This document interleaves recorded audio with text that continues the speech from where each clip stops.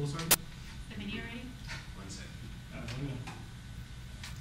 Okay. Good morning, Major Mays. Good morning, cadets. My name is Cadet Lieutenant Colonel Jaron Sandusky, and today I'm going to be briefing you on GMC and POC divisions within the 1st Cadet Wing. Now, I'm about to show you a clip, and I'm going to ask you to focus on this and really take in what you're observing, because I'm going to ask you a question once it's over that's very central to my briefing. Next slide, please, sir. Das hier ist mein Sektor. Das hier ist das wichtigste Gerät des Küstenwächters. Das Gerät, das Überlebensradar.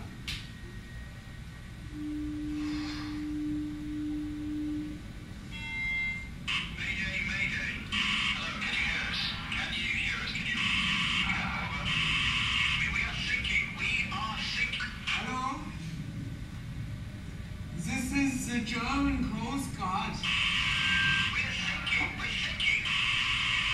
What are you thinking about?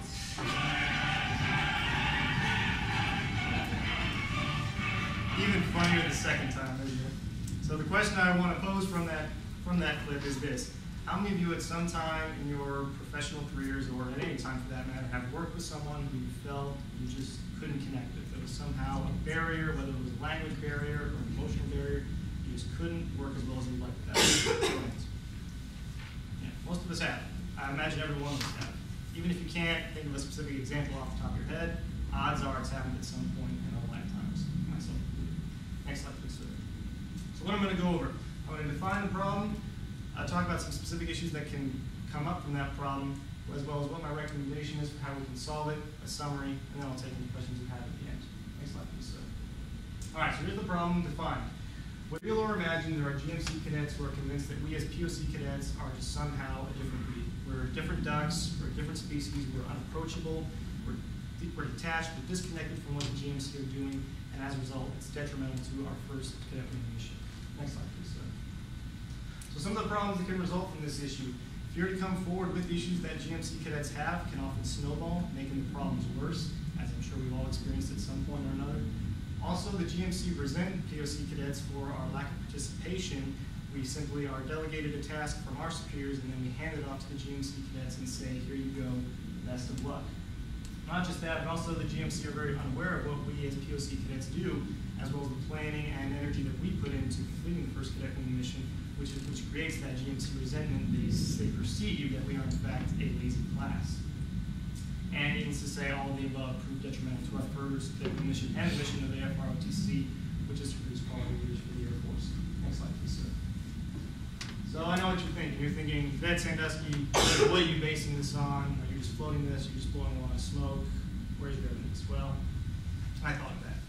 So a while back, I actually interviewed a few AS200 cadets, 2 females, 1 male. They will remain nameless for obvious reasons. But I asked them a few questions to see what their feedback was. The first question I asked was, do you feel like the PO, or question please, do you feel comfortable in approaching a POC cadet in your chain of command if you have a problem? And the results, the answers I got were not too shocking. They either were, yes, I would, because I don't know anybody else, or I would go to my direct supervisor, but anybody else, no, I don't feel comfortable doing it, I just won't do it. Next slide, please, sir. Second question, do you feel the POC cadets are as involved and as hardworking as the GMC cadets? The answers here also raised a red flag, and I'd like to quote them. Quote, I don't see that you guys volunteer a lot, you guys aren't leading by example, end quote. And another answer I got was, quote, I know there's a lot of time going into planning events, but as a GMC, we don't get to see that, end quote. Next slide, please, sir. So the last question I asked, do you think the POC take the time to ensure that you are succeeding in the program as a cadet?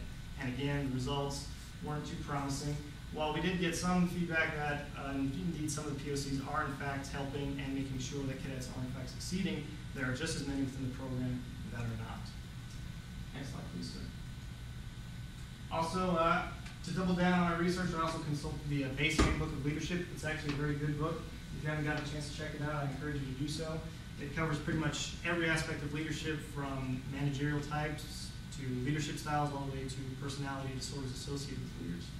And this kind of just drives the point home that in the book, the absence of a leader to clarify requirements and actually lay out the vision, like Cadet Winsky was talking about, and what the mission is, often has cadets clamoring around, searching, hunting down the boss, looking for that vision, looking for that mission, and looking for stepping stones to how they can complete that mission.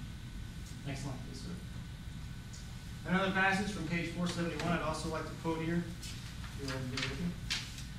Quote, delegation should not be confused with laissez-faire leadership. A leader who delegates still remains responsible for follow-up to see whether the delegation has been accepted and whether the requisite activities have been carried out. And this goes back to what I was saying about how the POC cadets are perceived to just hand off jobs and not properly follow up delegation. And as I'm about to show you, not following up the delegation can have some serious consequences. Next slide, please, sir. So we will get that schedule revised and sent right out to you, sir. Sounds good. Listen, I should be back in the office on Tuesday. I'd like to see an updated P&L. Very good. So we're all over it. That's all together.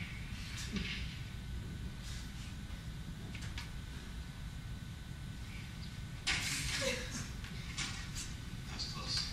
Yeah, that was close. I can still hear you. I think we're good. Back to FedEx, proudly bringing you the FedEx Cup. Okay, now that's not to say that instances like that happen within the first cadet wing, but you get my point. You get what I'm saying. Next slide, please. So just how do we solve this problem? Well, I would actually agree that some barriers must in fact remain in place. However, I do feel like cadets can be made more aware early of what those barriers are, possibly be briefed at the beginning of the semester by an AS 400 cadet, letting them know, okay, these are the rules, these are the lines that you cannot cross. And indeed, a degree of separation, most would agree, makes for a better training relationship, it makes for the most effective training relationship possible, and the supervisor-subordinate lines are not blurred. Cadets know very clearly where they can and can't approach POC cadets. Next slide, please, sir. Also, the GMC need to see what it is we do. Attendance at wing stand-up meetings should be encouraged and be mandated. I know when I was an AS 100 and 200 cadet, we were encouraged to attend wing stand-up meetings, and it was something I myself came to regret for not attending more often, because the plain fact is it offers a very, very good window into what it is the POC do and what it is they put into completing the mission. Also, the POC need to make themselves more visible through mentoring.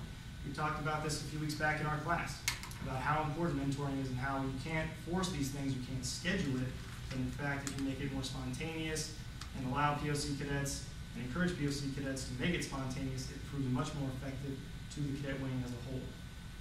Also, cadets in non-main positions, they can still get leadership training, and this can be as simple as courtesy copying them in correspondence. For example, the physical fitness officer, when he talks to their squadron commander or sends an email to Elmendorf Air Force Base personnel to reserve the gym. All it takes is courtesy copying a few GMC cadets within that squadron, and they themselves are receiving instruction on that job, and in the event that they get that job, they'll be that much more prepared to take it over. Next slide, please, sir. So to summarize, I went over the problem, defined it flat out, some of the issues that can arise from that problem, what we need to do to fix it, and I just need to summarize. Next slide, please, sir. So that concludes my briefing. Are there any questions?